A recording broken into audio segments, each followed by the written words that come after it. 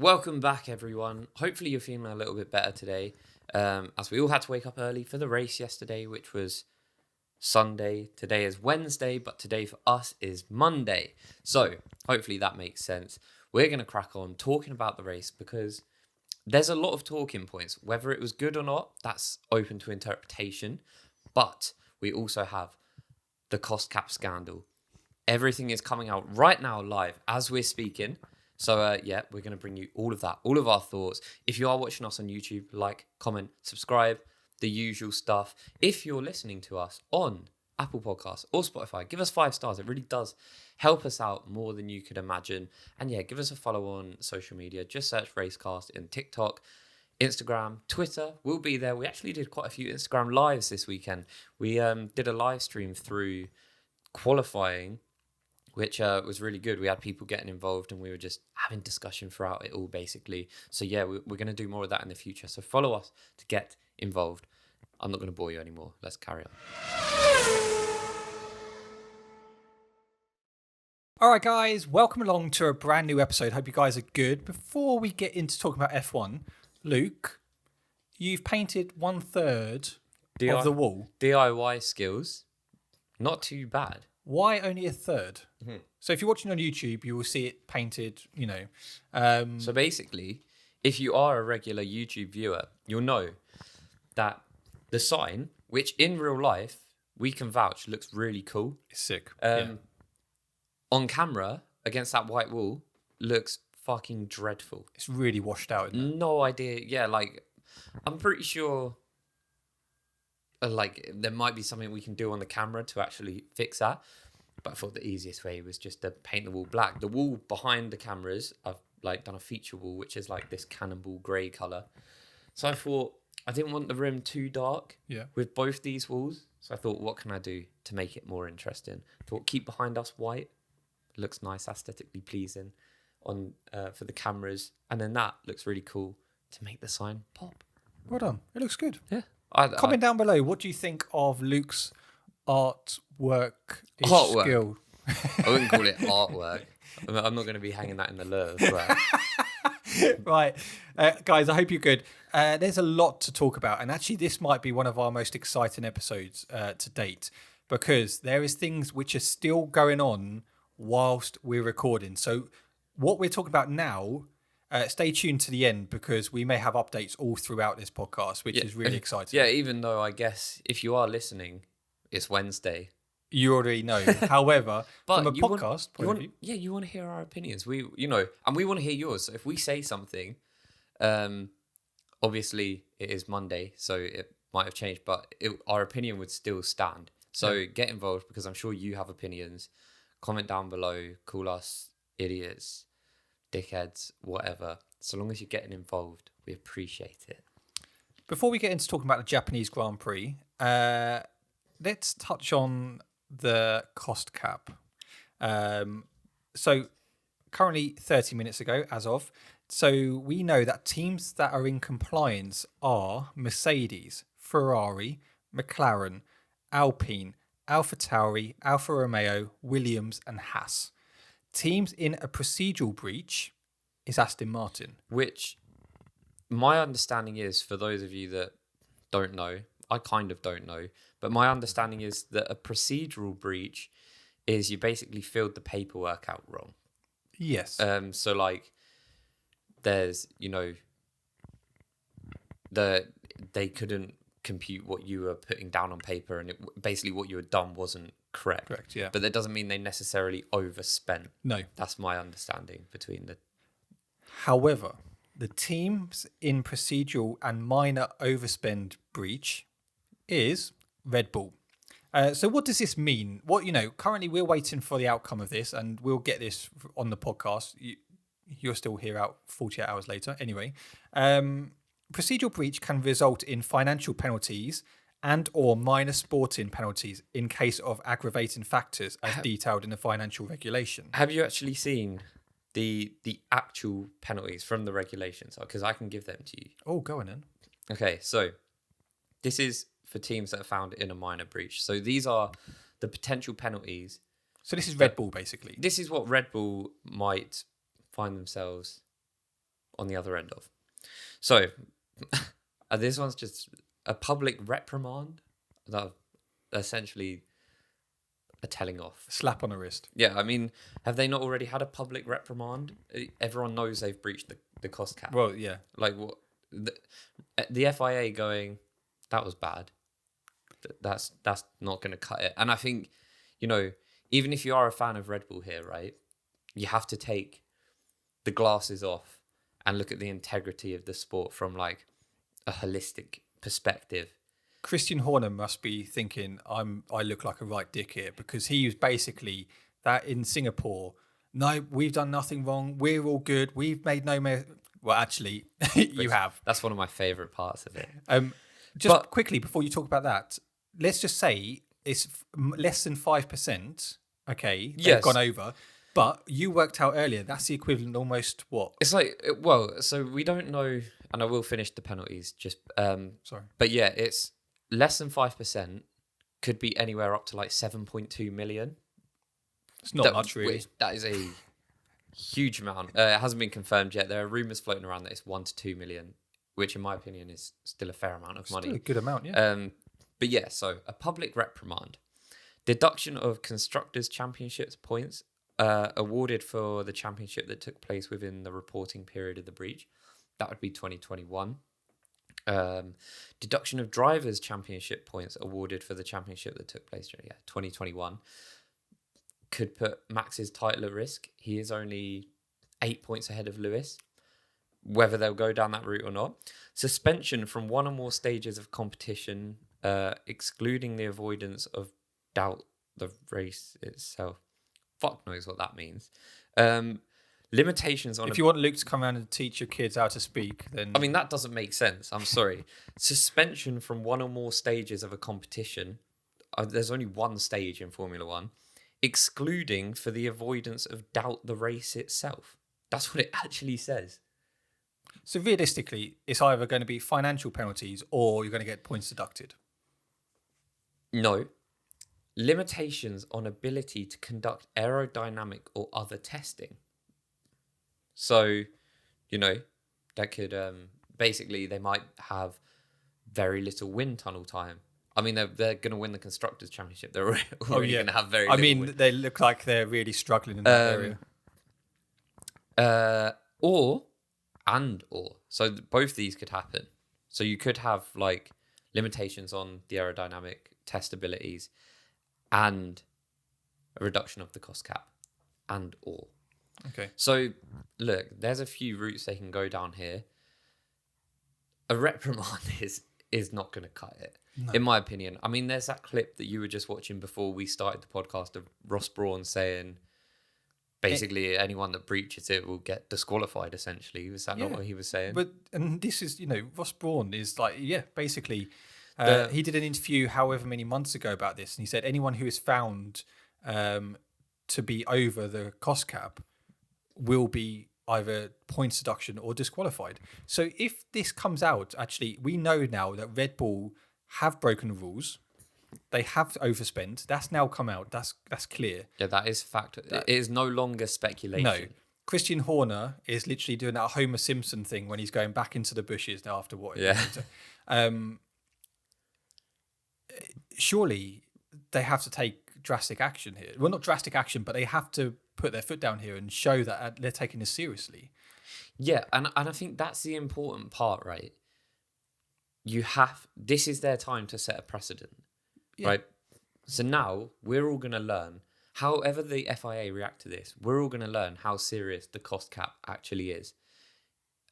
A public reprimand makes it a laughing joke. A laughing joke?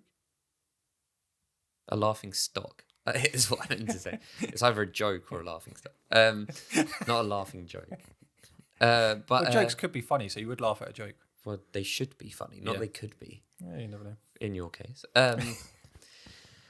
I think, look, there's a lot of contentious points around the deduction of points. Okay, a constructor's, because it has to be for last season, right? They can't deduct this season's points as far as those rules sort of allude to. if you deduct last season's constructors' points, it doesn't change anything. They didn't win it. They didn't, so it No. doesn't take away a championship.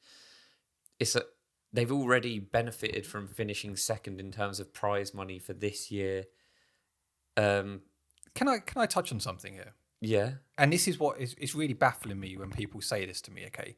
And I'm going to say this, yes, okay, we're Mercedes fans, but actually I would say this even if this was Mercedes, and I genuinely mean this, because when this budget cap came out last year, you and I had a conversation about this, that we just want them to take it seriously, Yeah, like if you're going to have a rule, implement it. yeah, have a rule. And that goes for every rule within the sport. So I've seen a lot of people go, oh, you can't punish Max because he didn't know. Is Max Verstappen and Sergio Perez not part of the team? That's the thing. You can't pick and choose when it's a team sport. So if you're going to take constructors' points away, surely the drivers are the ones who got them the points in the constructors. So it's a team. So if you're going to take constructors, you take drivers away. And it's a whole thing, isn't it? And the point is fair. Max and Perez haven't done anything, and yeah, it's if they do get a points deduction, and I really don't think they're going to. I want to make that clear. Yeah. But let's say, for example's sake, there is a points deduction. Max loses his championship. I think karma, firstly, but secondly, I think that's so unfair. We're deciding a championship a year later. But I guarantee you... And, Max had no involvement in this overspending. I guarantee you, though, if Max Verstappen loses his title, there'll be uproar. No team will ever do this again. Do you know what I mean? Red Bull won't go... And this is the thing. This is where they have to come in strong, no matter how that is. I don't think a points deduction is the only strong way they can come in. They can heavily affect Red Bull's future few seasons by punishing them for doing this. But then I don't think that's necessarily fair on Red Bull moving forward, because it's only in theory the one championship which is void. I just think if you're going to punish them in the season which these things happened. It does make the most sense. Yeah, there's no point going forwards and going, oh, we're going to punish you now. No, if you're going to start fresh. Deal with the ones. This happened within that season. Take the points away. Give them whatever you want to do from the 2021 season. That's how it should be. Not oh, we're going to punish you for 2023 season. Well, no, that doesn't mean anything. Do you know what I mean? Like, Red Bull have already done a massive amount of work this year on their car for next year. They're in a good position going into 2023. Their car is already unbelievable. So I don't see how that works. What I'd quite like to know, right, is, and this is purely speculation, obviously individuals, Matteo Binotto being one of them, has also have been speculating that they've overspent this year. Yeah. So let's say they commit a minor spend last year, right? And then they commit a minor spend this year. Again, I want to reiterate, this is purely speculation. But let's say they get a fine for last year. Is a public reprimand, would that constitute a fine or so? Let's say they have some form of financial penalty. And then there's a minor breach this year. So now that's the precedent for a minor breach. Yeah. So what? Do they then just get another financial penalty next year? There would be no... You're not going to take it seriously, are you? No, and that's the thing. So if they get Okay, so we know that teams now, if it is just a financial penalty, can spend up to roughly 7 million and just have to pay for it. Well, perfect. Ferrari will be all over that. Mercedes will be all over that. Red Bull will think, we'll just continue over investing. Other teams would do it as well. They're not the only 3 teams with money. No. Interestingly, though, the other team to have a procedural breach was Williams earlier this year. And the team entered into an accepted breach agreement with the FIA for being late with its submission in March. They end up paying £25,000 or dollars. 25 grand. I have a feeling this is just going to be swept under the rug. I just have this gut feeling that actually this is Red Bull going to walk away from this very, very happy in the sense of, okay, fine, we'll take that.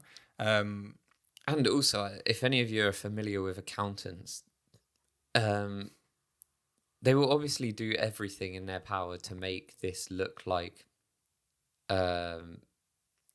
some sort of breach which hasn't benefited them in any way, shape, or form.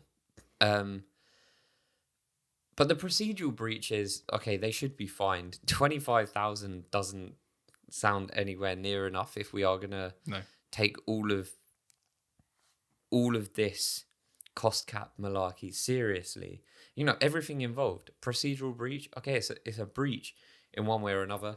That should not constitute like points deductions or serious penalties. But a 25,000 breach, that's probably what their like staff meal costs after a race day. Yeah. So, well, from what I'm reading, it's reported that Red Bull's breach was only 1 to 2 million due to costs such as catering and which was due to illness.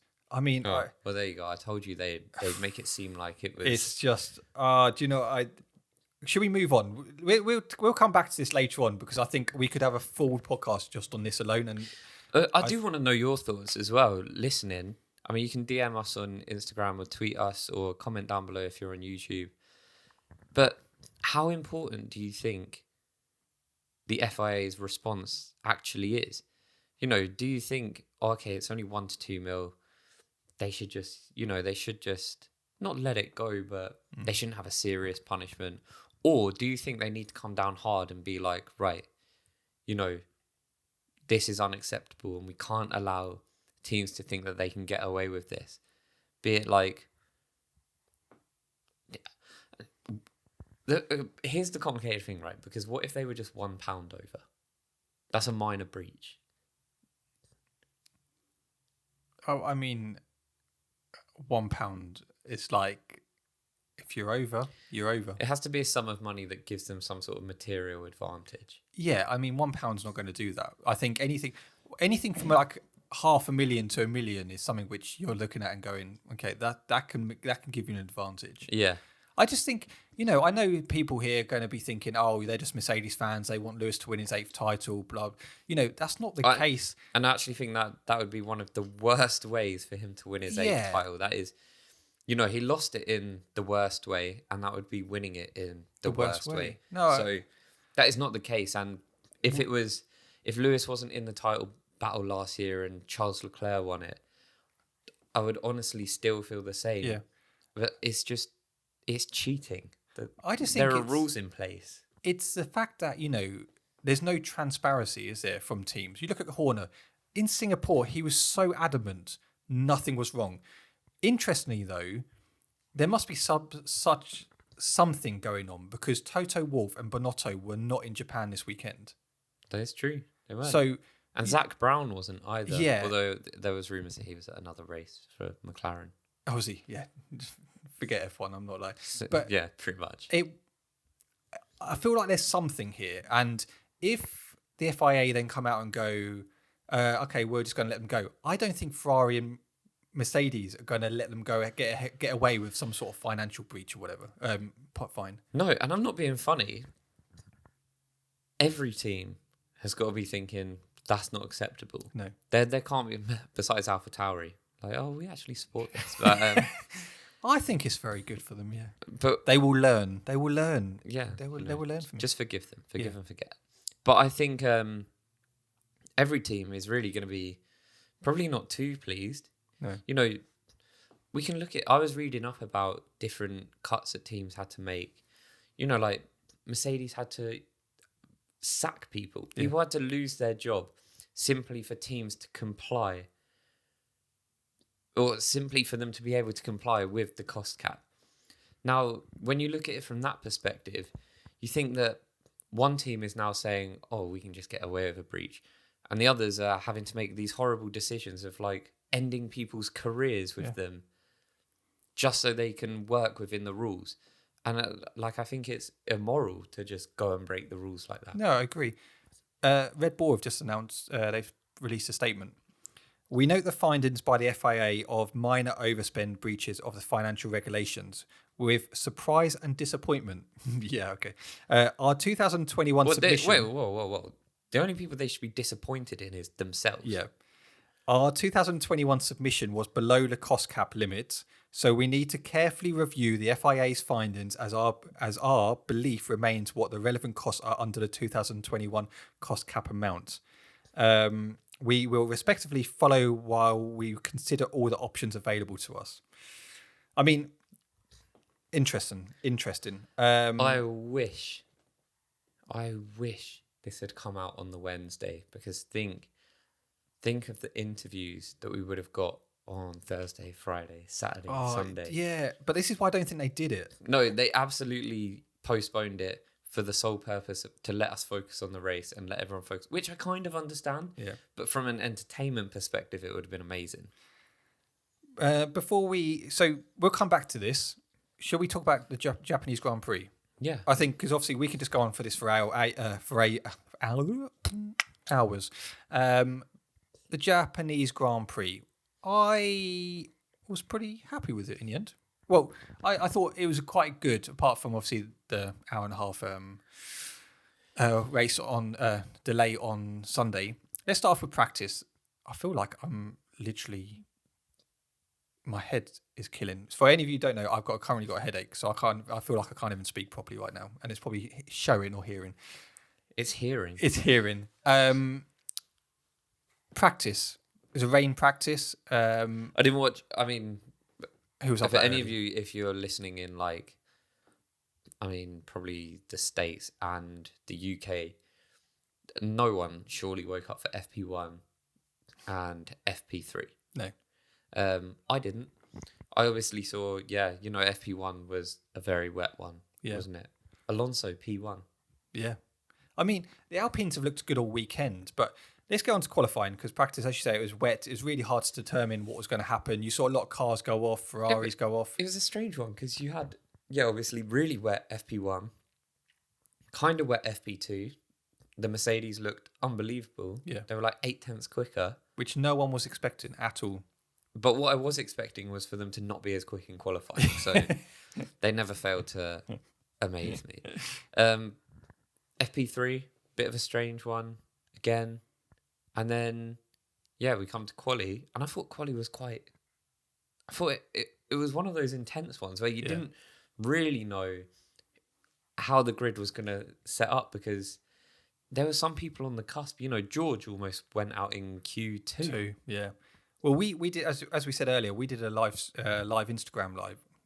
A live Instagram live. Insta live, and I thoroughly enjoyed it. Where did we spoke to people in Liechtenstein, Argentina, Bedford, Orlando, someone's bed. It was great. So we will definitely do more of that. But qualifying was interesting. So Latifi went out in 20th. Stroll, K-Mag, Gasly, and Albon were the top five. Was Albon? I mean, Latifi. I mean, he had the 5-place grid penalty anyway. Well, it moved him from 20th to 20th. Yeah, well, technically 25th. He started from 25th and still got points.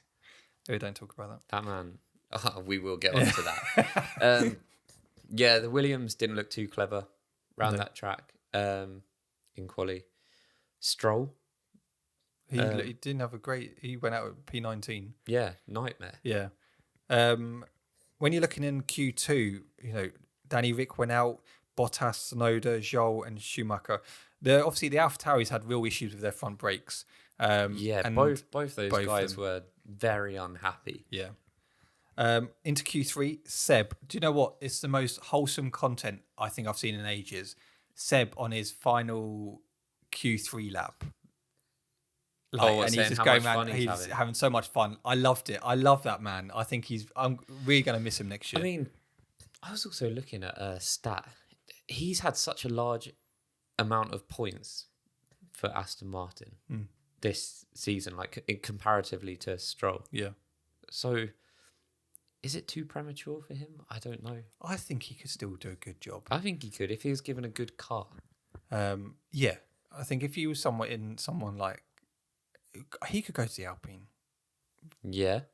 But no, I'm going to miss Seb. I think he's brilliant. Yeah. Oh, yeah. No, that Alpine seat is still free, isn't it? You having a laugh? No, it's not. You having a laugh? No, it's Gasly. Gasly. I was thinking Who went to AlphaTauri, by the way? oh, that was a bad one. So obviously, if you don't know, Nick De Vries is now at AlphaTauri. Gasly is at that other team. That was so good. Did they not know? Yeah, so on the live, we were talking about Nick De Vries, and I was basically saying there's no way he'd ever go to AlphaTauri because that's betrayal. And then the news had come out at 1 a.m. or something. So I just rolled out of bed, opened the door, let Matt in, and then started watching quali. So I hadn't looked at my phone properly. And turns out he had been announced at AlphaTauri, and I know nothing. And Luke was so adamant. He was like, "No, see, I don't think he would be, jeopardize that with Mercedes." Put your house on it. Put your house on it. And you can thank me later. Let's just finish on Q3. So Norris P10, Seb P9, George Russell was in 8th. Both Alpine split the Mercedes this weekend. Ocon in 5th, Hamilton 6th, and Alonso in 7th. Or did the Mercedes split the Alpine? Or you could say that as well. And then the top 4 combined of Red Bull and Ferrari. Max Verstappen getting pole, Charles Leclerc second, Sainz only third. Got pole by 100th of a second though. It's a good lap though. Yeah, but Charles messed up his final sector. Yeah. Charles was on a fly-in lap, and then he messed up the last sector. I say messed up, he's still qualified 100th off. Qualifying's definitely been closer the last couple of races. I still stand by the Singapore qualifying. That was something else. Yeah, it was decent, wasn't it? But I did think this one was good. It was interesting because it was unpredictable. Yeah. Let's talk about the race, shall we? I'm not going to lie, right? So I went out on Saturday night, got in at 3:30, ate my McDonald's, probably went to sleep at about 4, woke up at 5 to 6 on my sofa. Did you? Covered in McDonald's. Switched the race on, and I was like, I don't know how I'm going to do this. And then it got red flagged, first lap. Yeah. Delighted, shut my eyes, went to sleep, woke up, just by chance, 15 minutes before they're about to restart the race at 8 o'clock. Did you? Yeah. It worked out perfect. I still felt like shit, but it was a lot better than being up from 6 a.m. Well, I got up at 10 to 6. Who's the mug? Me. It was pouring down. They all started on inters. They got away. Good starts. Did they start on inters? Yeah. Started on inters. It was really, really, really wet. Yeah. But were they But it was actually raining as well. Yeah, it was. I don't know why they went on to inters. It looked like a full wet. Personally, I don't quite know why they just didn't delay the start and go on to full wets and then start the race. But anyway, they started on inters. Lap 1, great. Leclerc got a fantastic start into turn 1. Max managed to go on the outside. That guy in the wet is ridiculous, by the way. I know I've said this before. Max, yeah, he's absolutely outrageous. It's because he's just fearless. Yeah, he has so much belief. He's ridiculous in his car. And then what happened on lap 1 is it was interesting. Sainz crashed. He aquaplaned, went off, crashed. Albon also went out on lap 1. He had a retirement engine problem, I believe. Did you see how close Lewis was to hitting Sainz? Yeah, it's mad, isn't it? Unbelievable. And if you've watched the footage from the car, Lewis's car, Sainz you can't see anything, and then next split second he's just there. Yeah, and that was incredibly close. I want to discuss obviously lap 1. Once Sainz crashed, they brought out a safety car, and then they realised actually no, we need to just red flag it. There was an incident in lap 1 which our Pierre Gasly basically decided to get a new front wing and get a advertisement board on it. I didn't actually see how that happened. I remember seeing him driving around thinking, what the fuck? New aerodynamics. It's really good. Anyway, he came into pit for a new front wing. Safety car was out. All the cars basically came up behind the safety car. And there was he hadn't caught up yet, had he? No, he hadn't caught up. So he was the only one who hadn't caught up. The tractor was on the track, picking up the Carlos Sainz car. Cars were going past under the safety car. So at low speeds, this was at double yellow flags. Which low speeds, I think, is I don't think it's a term that can be used even when you're under the safety Yeah. car. That safety car is like pushing. I know it will be going a bit slower when it's wet, but Yeah. that's because obviously there's more risk when it's wet. Cars can just they can just go Yeah. in the wet. I think even under a safety car, getting that tractor out Yeah. or whatever the fucking piece of machinery was like outrageous. Well, Pierre Gasly obviously was driving a bit fast, catching up with the safety car. Obviously went past the incident, and all of a sudden you hear him just going, "What the hell is a track? Why is a tractor on the track? You know, could have killed." He was livid. They then red flagged it. The interesting thing is with this is it took ages for it to be announced on Sky. Sky just basically didn't talk about it for a good 40 minutes. This was obviously going round on all social medias. We posted it on Racecast on our Instagram and Twitter.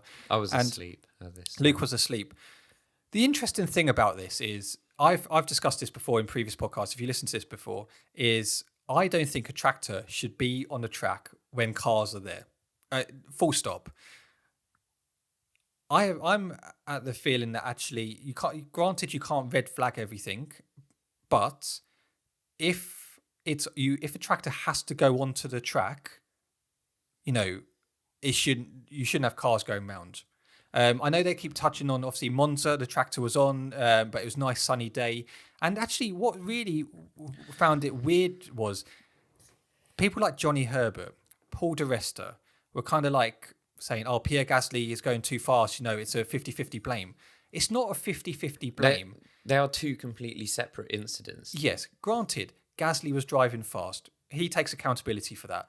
The issue is that tractor, right? Already, the visibility is crap. The driver's visibility is rubbish. You're putting a tractor on with two small little red lights where you can't even see properly. The biggest thing is, right, Pierre Gasly speeding under red flag conditions or whatever, double yellows, that is bad. But, you know, if he does make a mistake and for whatever reason ends up going off, he's going to hit one of the walls that have been designed to absorb these crashes in the best possible way. I know they're not comfortable. If it goes into this tractor, that is just, it's not the same. No. You know, fair enough he was speeding, but there shouldn't be a tractor on track while there's a car doing any sort of speed. I just, you know, did you see any of the Sky Sports commentary? No, not until I went back up at 8. It was... I have seen people complaining about it on, other than Jenson Button. People seem to be praising Button, saying he was the only person with some sense, but apparently, yeah, they were all shocking. I was very complimentary of Jenson Button this weekend. I like Jenson Button on the commentary. I think he's brilliant. He brings a whole different dimension to the sport, and I think he's brilliant. But listening to... Because he's one of few drivers that they get on that actually has credibility in the sport. You know, he's a world champion. You know, I'm not going to list the drivers that don't, but I'm sure you can use your imagination. But you can hear the difference in analysis when they're speaking to someone like Jenson Button, Nico Rosberg. Do you know what I mean? And, you know, Martin Brundle, but he's got a lot more experience in that role as a pundit, more so than he does as a driver now. You know, they were basically saying, well, the FIA came out and said they were going to investigate the fact that Gasly was, you know, speeding. Well, you're missing the point here. 14 years ago, was it? No, how many years ago was it? 2014, sorry. 8 years 8 ago. years ago. Jules Bianchi lost his life because he hit a tractor, which was on the grid, in the same conditions. Yeah. You know, what have we learnt here? Where are we? I can tell you what we've learned. That the FIA remain useless. You know, and you can, I mean, this has been going on a while, but I suppose the pinnacle of it was Abu Dhabi last year. Everyone solely blamed Michael Massey, which is, you know, fair, but getting rid of your race director isn't going to change how an organisation is operating. You know, that it runs deeper than just that, and they've clearly not learned from any of the errors that they've been making. You're not only putting the driver at risk, you've got marshals out on that track as well. Have you seen the video? It's the clip from Sainz's car. So obviously he's not in it, and it's like being craned up It's or one whatever. guy, isn't it? Yeah. Yeah. And he's like out on track, and then all of a sudden he must notice the car coming. And he sort of shits himself, like pulls the car back. It could have been him, like, Pierre Gasly is probably not going to be physically injured No. by that. This guy's going to get sliced in too. They clearly love to just not accept when things are wrong. Yeah, I think you got Or when they've been in the wrong. They were so quick, and I've read all the stuff about the Sky pundits being so quick just to blame Gasly as well, just like completely missing the point. yeah. And It's they're basically saying, "Oh, it's okay." As far as I'm concerned, okay. If it's clear skies, if it's sunny, all of this stuff, okay. But it's like okay-ish, I think okay-ish. at the same time, it's got to be circumstantial. I think you definitely can't bring any sort of machinery out until everyone has caught up with the safety car. Yeah. Right. And then if the conditions are perfect, I think then you can look at it with a bit of reason and be like, okay, it might not make sense to red flag this. The safety car knows where the incident is. Yep. We're going to go past there a bit slower. Everyone else knows. And I think that is fairly reasonable. Yeah. If the drivers, on the other hand, are not comfortable with this, well, then the FIA have to listen and be like, if the drivers don't want to be on track while there's any other sort of machinery out there, then they've got to listen to them. No. This is my point of view. But in those conditions, when you have a lot less control over the car, there's no way it can ever it's be not even. justified. It's raining. Okay. So already conditions. If you're a normal driver, you're driving your 4KA around. Okay. If it's raining, you're told to keep distance. You've got a more chance of, skidding or not braking properly. Aquaplaning. These cars are lightweight. Okay, it was raining yesterday. The visibility was poor. Your risks double because of the how it looks. Interestingly, though, I didn't realise that they tried to get the Japanese Grand Prix in April. Yeah, because it's typhoon season in Japan. Yeah. But they got told no, it has to be this time. Okay, it would have been much better in April when it's nice and sunny. But anyway, I don't know about you guys. Let us know what your thoughts are. I just think it's very blindsided by the FIA. It's very like, do they actually care about the drivers? Have they even commented on it yet? By the way, other than the fact saying they're going to review it. Yeah. We're not learning from these things. We're not learning from them, and that's a scary thing. And this is, although I say this is one of the biggest issues they have. They have so many issues. There's so many issues. As far as I'm concerned, this is a massive issue, and you have a chance to rectify it. Punish Red Bull. But we did lose Jules, and that was such an unfortunate thing and a lot of these drivers, you can see with their tweets and the way they talk, that still hurts them, that still worries them, that still really frustrates them. Because I think also at the same time they're probably thinking like, why does no one care about us? Yeah. I say it on here quite a lot. They go out there every week risking their lives, and now we know they assume that risk. Yeah. But what they also assume is that the FIA are going to do their very best to minimize that risk. And seeing stuff like this, where they fully witness someone die in exactly the same circumstances, and then they just allow it to happen again. And it's weird, isn't it? Because when you look at like Monaco this year and Singapore, it wasn't Singapore. Where did they delay? Singapore was delayed. It was Singapore, wasn't it? Yeah, sorry. They delay that because of driver safety. Oh, it's not safe to drive, but they're happy to make the team start on inters when it's raining already and start the race, and then they're happy to put a tractor out while a driver still isn't behind the safety car. It just blows my mind. It was only last week that they green flagged the race when a marshal was on track. So Someone needs to lose their job. They've got a lot of issues. But let us know what your thoughts are on that. Obviously, the race did get started again. You know what also I fucking hate? This 3-hour rule. So we get 40 minutes of racing. Yeah.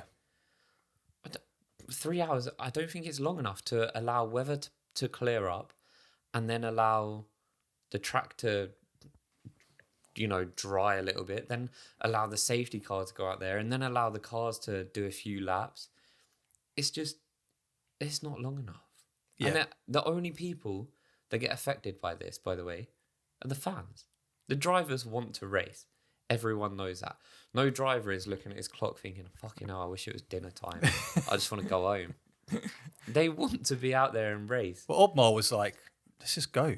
Let's just get going. Yeah. So it was another so shocker. inconsistent, isn't it? Once the race did get started, it was actually a very good race. It was actually quite enjoyable. Well, yeah. I thought it was. It was good. I thought it was good. I thought it had a lot, and then, I'm sure we'll get to it. But then you had like people changing tires with like 10 minutes to go, and you're thinking like, why have you done that? And then all of a sudden they're like 6-7 seconds a lap. Alonso, great move. Yeah, but that's the issue. That's the interesting thing because they started off on wets, didn't they? Behind a safety car, Yes. It was a rolling start. But then, literally after lap 1, you had Vettel and Latifi come in for inters. Well, because Seb was it the actual race? Seb had I think he got tagged, didn't he? But Yeah, that was literally on lap 1. Yeah, so then he was starting from pretty much the very back, wasn't he? Yeah. Well, yeah, he was pretty much at the back. So it was a good move by them coming in. Lando came in on lap 2, I believe. Well, lap. Yeah, so 2, they 3, came in 4. early. Seb gained so many places. Apparently, it was 3 seconds a lap going from wets to inters. That's how much he gained. But later on in the race, when the inters were getting worn, Alonso was, I think they said 6-7 seconds a lap quicker. What, the new inters? Yeah, and he had about 5 laps on them, didn't he? It's mad, wasn't it? It's and mad. He made up loads of places. I thought the race was good. It was a good battle between Hamilton and Ocon. Ocon, fair play to you. There was outrageous driving. That Alpine straight line speed is ridiculous. Yeah, but also the Mercedes is terrible, that straight line speed. Yeah.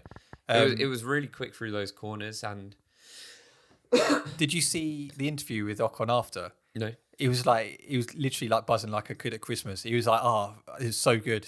Because that's what I said. I was watching the race with a mate, and I was like, I bet Lewis had so much fun in that race. As frustrating as it would have been, both those drivers must have been like, this is mega. Like, we're getting to race each other for however many laps, and this is the new regulations. Yeah. Allowing this to happen. It was great racing. And like you say, in the corners Mercedes looked good, and then once it got straight line speed, and Ocon was so nice about Hamilton. Like, he was like, he drove like a professional as he is. Like, he kept, we were both respectful. You spoke to Hamilton. They both kept it really clean. Yeah, you spoke to Hamilton. He was like, Ocon, amazing drive. But it was so nice to see that actually it was clean racing, but it kept you to the point where like, what's going to happen here? Like, we didn't close. Have like Saudi Arabia, like kamikaze driving. Yeah, no, it was very good racing, and Ocon, I thought it was superb. Alpines looked good all weekend, to be fair. Ferrari, let's talk. I mean, there's not too much to talk about the tyre changes. Let's talk about the end. Obviously, well, yeah, because there's not a lot to talk about. Sainz, obviously. Yeah, he went out, but Leclerc on the final corner of the last lap. So explain it for those that don't know. What happened? So coming into the final corner, Leclerc. Perez had been putting a lot of pressure on him. Leclerc went over the curb, basically went off the track. Leclerc outbraked himself. He did.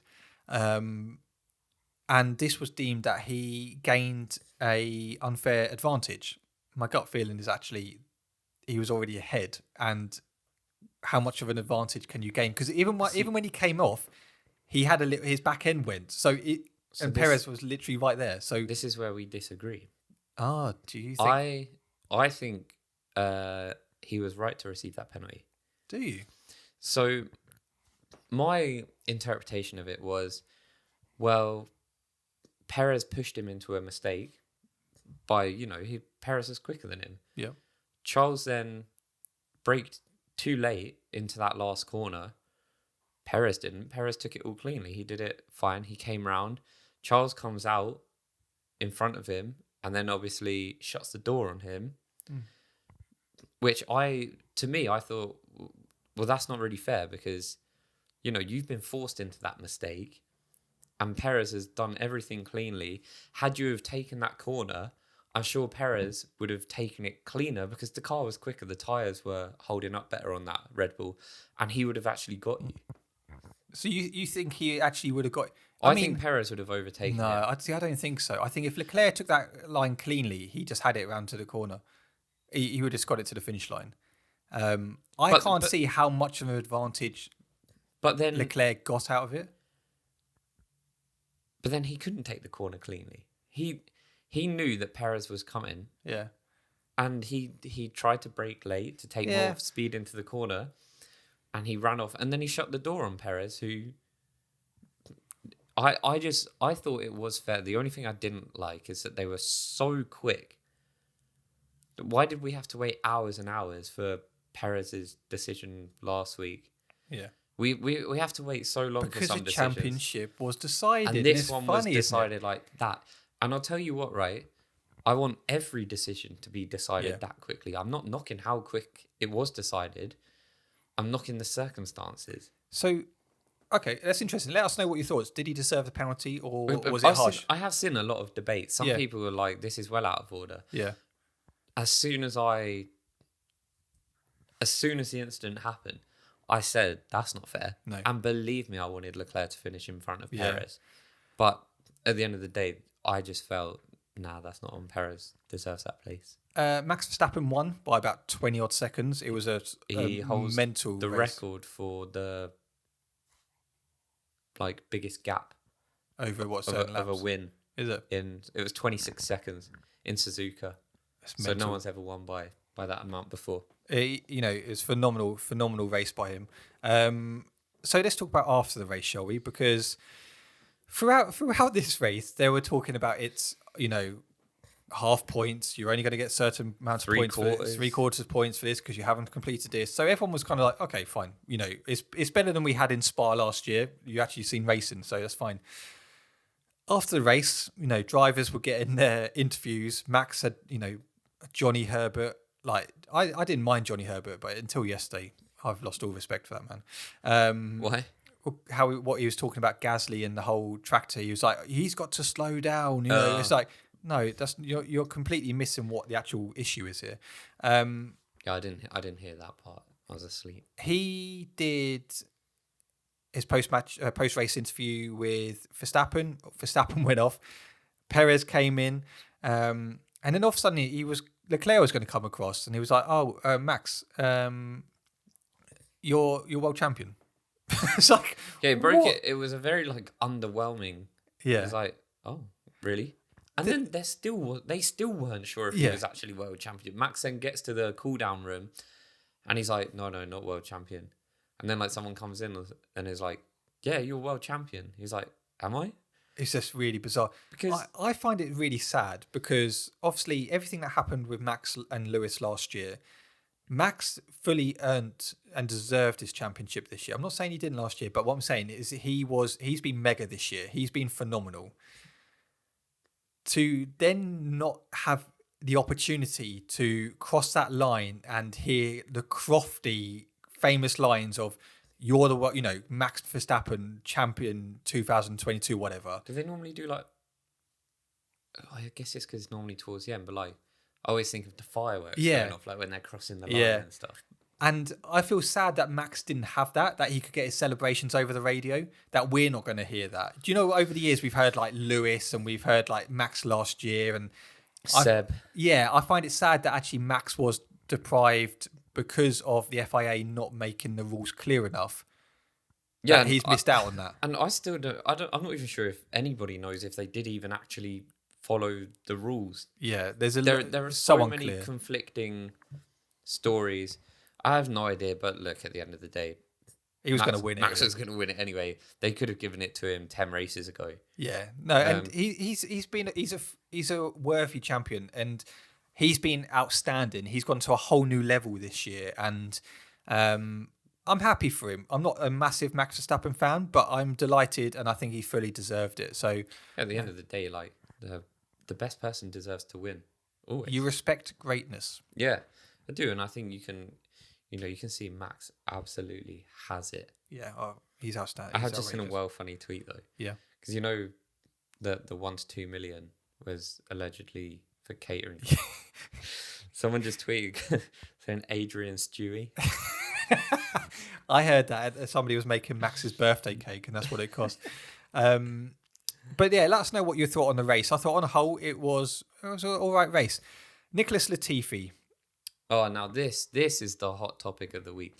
If you're a regular Racecast listener, viewer, whatever you want to call yourself, you'll know that earlier on this season, He's actually wearing the same hoodie, funny enough. Matt made me a bet that Nicholas Latifi would not get a single point this season.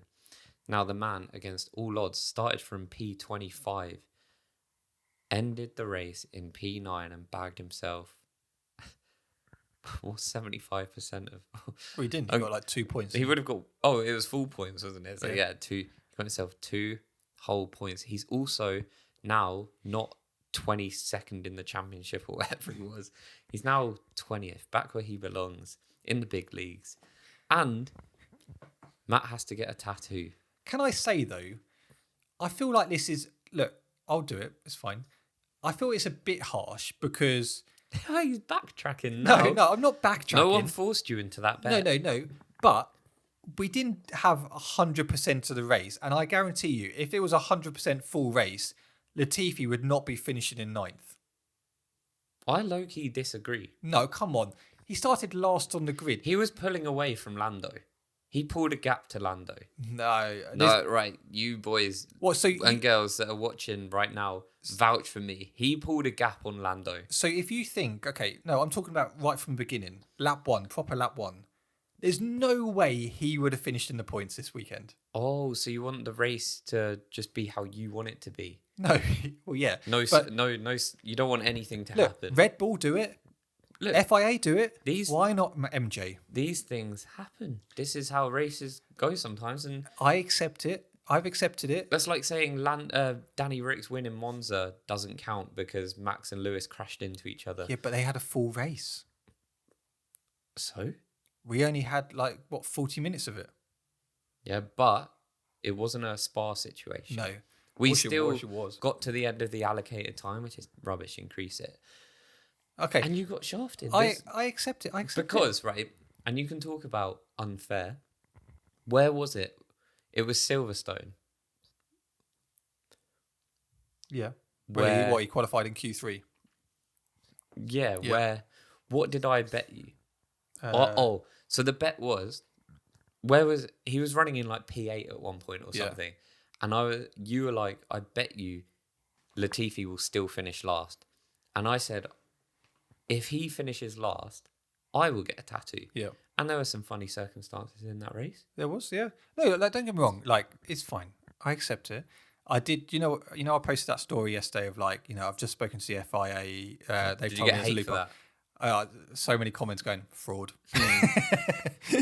No, I quickly came on to squash that. yeah, thanks for that. What did you call me? No, I just said that is a loophole that is allowed in the regulations, but only if you're a certified nonce. Yeah. So it's entirely up to you if you want to use it. So, look, I did an Insta live last night. I spoke to some very nice people.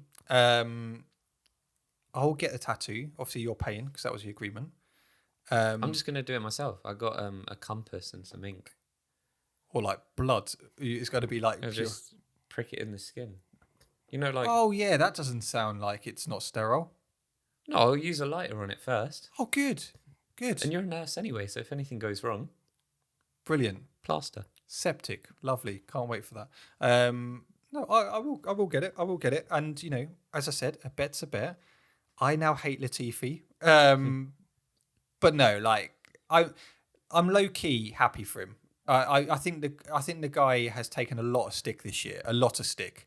And for him to get some points on the board is really good for his self-confidence because I mean, I'm not being funny. It was only in practice he decided to take his own route. You know, like he was like, "Nah, I'll go up here." I was like, So don't know what happened there. Yeah. Car's weird. the car just turned me. It's like a Tesla. The driver's weird. Yeah. So I'm happy for him, and so yeah, it's good. But comment down below. He couldn't go out on his final season without getting any points. Have you got some of the suggestions on? So I posted a tweet. What tattoo do I get?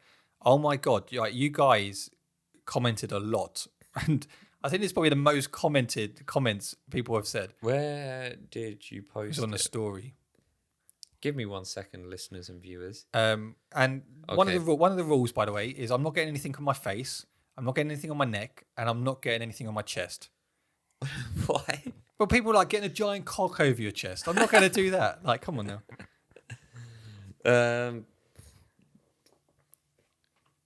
Oh my god, there's actually a lot. Yeah.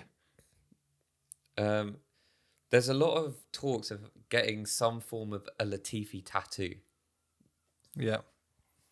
Latifi in a heart, just a little portrait of him, just in a heart. No. You could have the one with Latifi, and then it's got a shadow of a goat. Yeah, could do that. That would hurt quite a lot because they'd have to shade it. Yeah. See, I like something like somebody said the Suzuka track.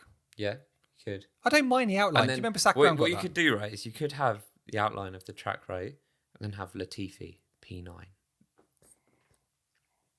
No. I think it has to honour Nicholas Latifi because he's the reason you got it. Latifi, then a number 6. Oh, what about a number 6 in a maple leaf? That is quite cool. Why don't I just get the Suzuka track and then a picture of a goat in the middle of it? Just a little goat. Goatifi, yeah. But what I want the goat. I want to draw the goat, and then they like they stencil it on. No chance. Absolutely no chance. Can I get it at the bottom of my foot? What, on your foot? Yeah. Why do you want it on your foot? Where else am I going to get it? That's why girls get tattoos. No, underneath the foot. Sexist. Huh? Underneath the foot. Underneath. I think that would be unbelievably painful. Yeah. But no one would see it then, would they? No, but you want it to be visible. Yeah. Okay. Have it on your have it like on your bicep, so every time you do that, like it gets bigger. Yeah. What about like here? Probably shrink with you. Dick. I don't know. We'll decide where it goes. We will do this post season. Yeah, because obviously when the season ends, we're gonna pause the podcast naturally because we can't We'll do the odd special. Yeah, episode. maybe it'll be like one a month or something rather than. I think we're going to get guests on. We do a couple with guests, which people have been asking for. But we can post a video, We'll continue posting on Instagram and stuff. Yeah. But yeah, I think it has got to be something Suzuka Latifi based. I think because it just someone said a Red Bull logo. Yeah, no chance. Why? I'd rather amputate my leg. That can be arranged. But yeah, we will think of something. But DM us on Instagram or comment down below, and because we will take your suggestions seriously because this is going to happen, and we haven't got an idea yet of what it's going to be. So an outline of the track I would take. The outline of the track I would take. So what he's not getting is an outline of the track. No, it's also. If you want the outline of the track, it's got to be on your forehead. No. Do you want a forehead tattoo? No. Right. We'll decide. Still no news. It's now 25-6, and we're still no news on. I don't think we're going to hear about the punishment. No, but there's still nothing coming out. I mean, Red Bull said they're contesting it anyway, didn't they? Yeah. So I don't think there'll be any announcement of punishment until that's sort of all cleared up. Do you want an interesting fact? Do Alfa Romeo points. They got 51 points in the first 9 races. The second 9, 1 point. Oh, that is bad. It's mad, isn't it? See, but that goes to show you that teams are constantly developing. Yeah. And some teams get outdeveloped. I still think the best example of this is Brawn. Oh, yeah. In 2009, where they come out of the block with these new regulations with the most ridiculous car. And the second half of the season, I think they were just like, still one of the decent teams, but they weren't like anywhere near as dominant as what they were. Yeah. So this does happen, and this is, you could say we've seen it with Ferrari. They've massively fallen off this season. I just seen such a good tweet. What is it? Explaining to my bank it was just a procedural breach and a minor overspend every time I exceed my overdraft. There's got to be something. But yeah, what did you think of Suzuka? Let us know. I thought it was decent. I just think it was too short. Yeah, I think it would have been nice to see everyone make some changes. Like tyre changes. No, I agree. But again, I think that's an issue with this 3-hour rule that they've got. Yeah, it did get well dark though quickly. You either start earlier. I don't know. Yeah, but they've got floodlights. Yeah, I know. Every track. You need to get your new socks, mate. That is just ridiculous. Yeah, no, they're quite bad. Should we do fan questions? Yeah. Right. So every week on Instagram, prior to recording this podcast, we do a little post saying get your fan questions in. And then we recite some of them on this podcast. Oh, there's one in there which is in the DMs, which is actually a really good question. Okay, shall I go on to the DMs? Yeah. Well, I just this one's actually really good. Because we'll do this one. Would today's race have carried on through the rain if no one crashed in the opening laps? Do you know what? I would like to think so. Yeah, I know there's a lot of rain within, certain parts of the corners and that, but I would have really hoped that they actually just let them race. Obviously, I think the tyre choice was wrong from the beginning. Yeah, and I think that could have made the race really interesting.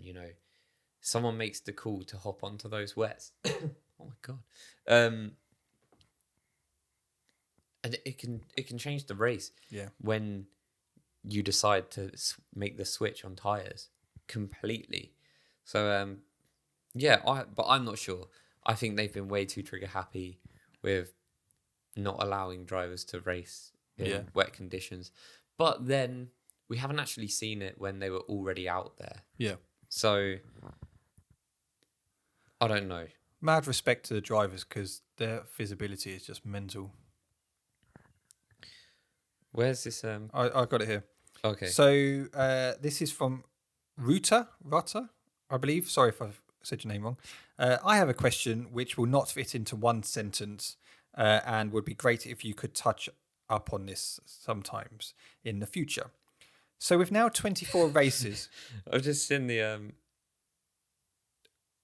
DM, and she says, absolutely love the podcast, even though you never pronounce my name correctly. Right, there we go. So maybe try saying it in a different way. How did you say Well, I it did. this time? I said Ruta. I'd say Ruta. Yeah, I said Ruta. That would be my guess. So are we right? Let us know. So now with 24 races and 6 sprints announced for 23, how do you think the calendar will look in 3 to 5 years?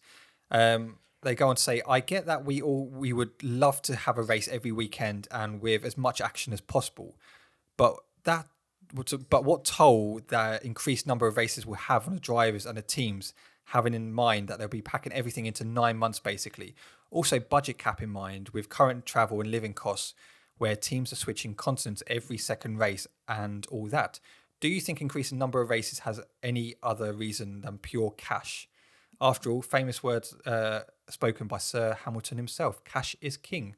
That's a good question. That's a very good question. What's your thoughts? I think next season, they're pushing it.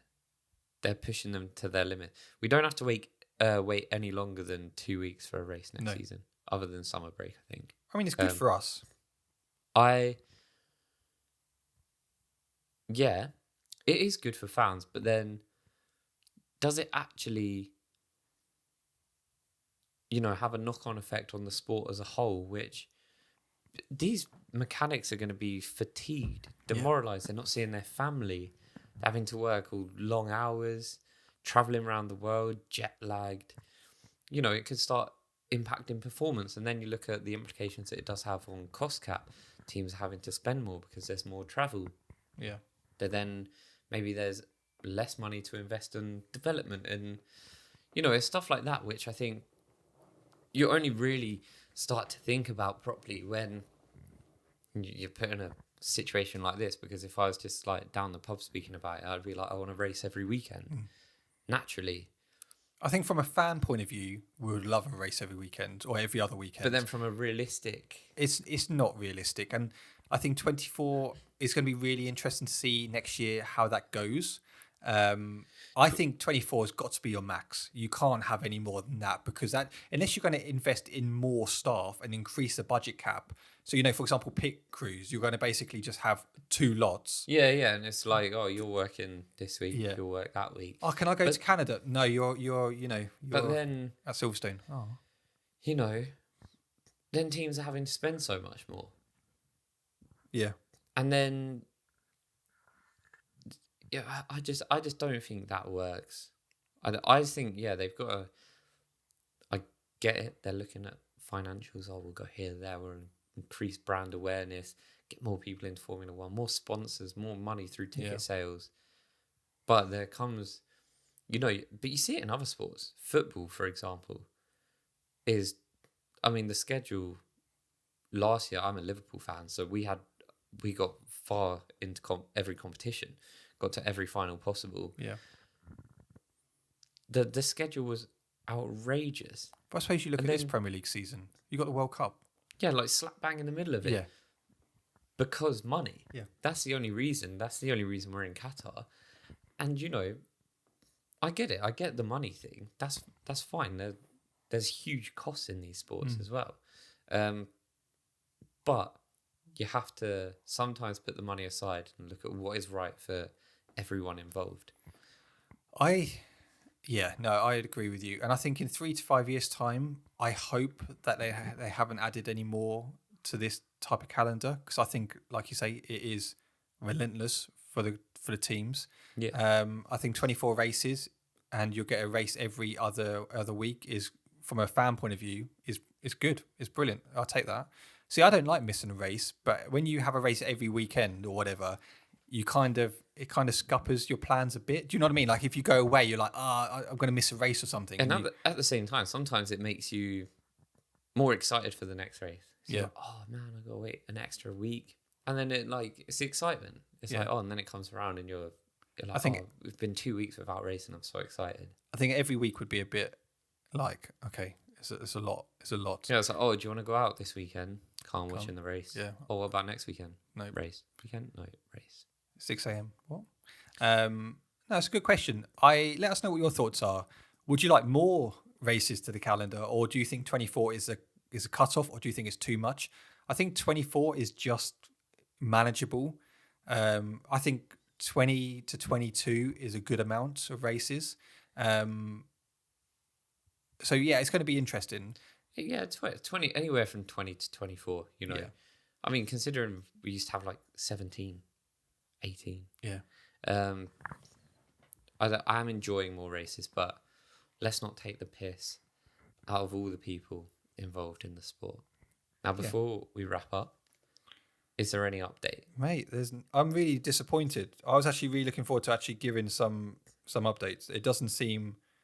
Because in Matt's mind, he's giving breaking news. Really, right now for you, it's Wednesday. So you already know it. You know everything that we're talking about. There doesn't seem anything. There doesn't. I mean, apart from the Red Bull giving their announcement. I mean, I think it's going to be a week or two until we hear. But the breaking news is that, has Crofty said anything? So the FIA have obviously released a statement. Do you want me to read the statement just ended on it? Can do. It's stuff which we kind of already touched on. I mean, does it just say that they breached the cost cap? Yeah. But it does actually say, so... Anything about timings on a penalty? No. No, nice. It says procedural breaches can result in financial penalties. We basically touched on this. If confirmed before the cost cap adjudication panel, will result in a mandatory Constructors' Championships points deduction and can result in additional financial penalties and or material sporting penalties. So nothing about driver's deduction? So Minor overspend, less than 5% cost cap, can result in financial penalties or minor sporting penalties. Only a material overspend breach of over 5%, if confirmed before the cost cap adjudication panel, will result in mandatory Constructors' Championship points. I mean, that's not what the actual sporting regulations say, though. So I just have. I feel like we're all going to be very disappointed in how they deal with this situation, and it's going to be largely unsurprising. And we're just going to continue with the same shit week in, week out. And we're not going to learn anything, are we? I think they're just going to get away with it. I wouldn't be surprised if you just get a little financial penalty in it, but that'd be it. Which is disappointing. Because I feel like this is FIA's perfect opportunity now to show we are not accepting this. Whether it's 500,000, 1 million, 2 million, we are not accepting this, and that goes across from all teams. But Red Bull seem to have just potentially got away with it again. So, well done. Yeah, nice one, boys. So thank you very much for listening. There's been a lot we've discussed. Sorry we couldn't give you any more news than that. You already obviously know because it's Wednesday now. So, but let us know what your thoughts are on the budget cap. Let us know what your thoughts are on the Japanese Grand Prix. What do you think about the stewards, and the FIA handling of the tractor being on track? Was Gasly in the wrong? Were the FIA in the wrong? Let us know what you think about Max Verstappen winning his championship the way he did. Do you think that was right or wrong? We'll be back next week for a brand new podcast. Hopefully we'll have some more information for you then. Luke, have a good week. Yeah, you too. And we shall see you next week for a brand new video. Bye-bye.